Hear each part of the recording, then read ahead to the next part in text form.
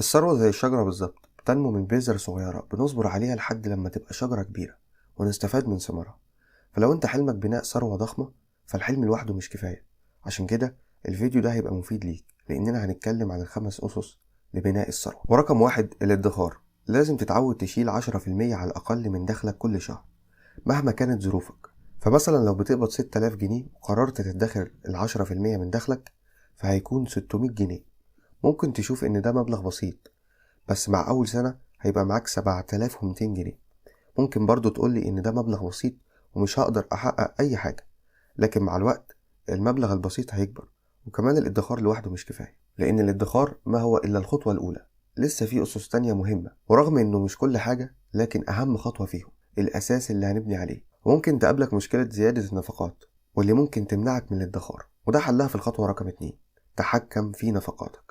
وعشان نفهم، في شخص بيقبض 5000 جنيه وشخص تاني بيقبض 50,000 جنيه، والنتيجة في آخر الشهر الاتنين معهمش فلوس، مع إن الأول ممكن يكون عنده 5 أولاد والشخص التاني عنده 3 أولاد بس. والفكرة إن في خلط بين النفقات الضرورية والرغبات الشخصية، واللي لازم نعرف الفرق ما بينهم كويس جدا لو هدفنا تحقيق ثروة. كل شخص عنده رغبات كتيرة جدا، وخصوصا كمان في عصرنا اللي السوشيال ميديا فيه بتخلق جوانا رغبات كتير في اقتناء أشياء ممكن ما تكونش مفيدة. ولو سمحنا لرغباتنا إنها تكبر مهما كان دخلنا، مش هيقدر يغطيها كلها. حتى أغنى الناس بيكون عندهم رغبات كتيرة جدا بيقاوموا إشباعها، لأن لكل شيء حدود، ولو الشخص ما حطش حدود للرغبات دي هيخسر كل ثروته. والخلاصة إننا كلنا عندنا رغبات شخصية كتير ما نقدرش على تحقيق غير القليل منها.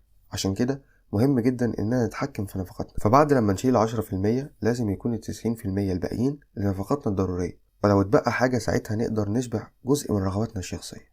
ورقم 3، زود من قدرتك على كسب المال. سواء كنت موظف أو حرفي أو أيا كان طبيعة عملك، لازم تزود من مهاراتك في العمل ده، لأن مهاراتك وخبراتك هي اللي هتحدد بعد كده المبلغ اللي هتقبضه بشكل غير مباشر. فلازم تزود من مهاراتك عشان تقدر توصل لأعلى دخل ممكن. وكمان حاول يبقى ليك أكتر من دخل، فمثلا لو موظف حاول يبقى ليك المشروع الخاص بيك بجانب وظيفتك، ولو تاجر حاول تكبر من المحل التجاري بتاعك ويبقى هدفك تفتح فرع جديد مثلا.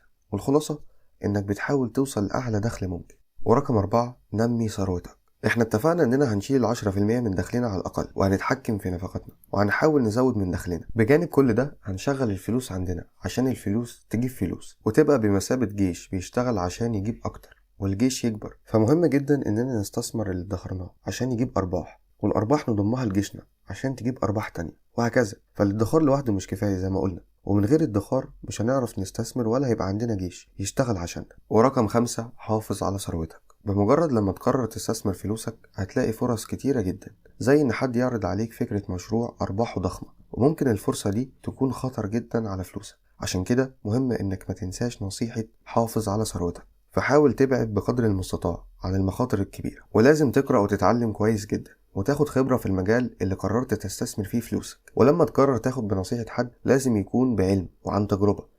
يعني الخلاصة ادي العيش لخبازه. وبكده تكون عرفت أسس بناء الثروة. وآخر حاجة ما تنساش يا صديقي قول النبي صلى الله عليه وسلم: ما نقص مال من صدقة، فالصدقات يزيد الله بها الأموال وينزل بها البركة. وبس كده، سلام.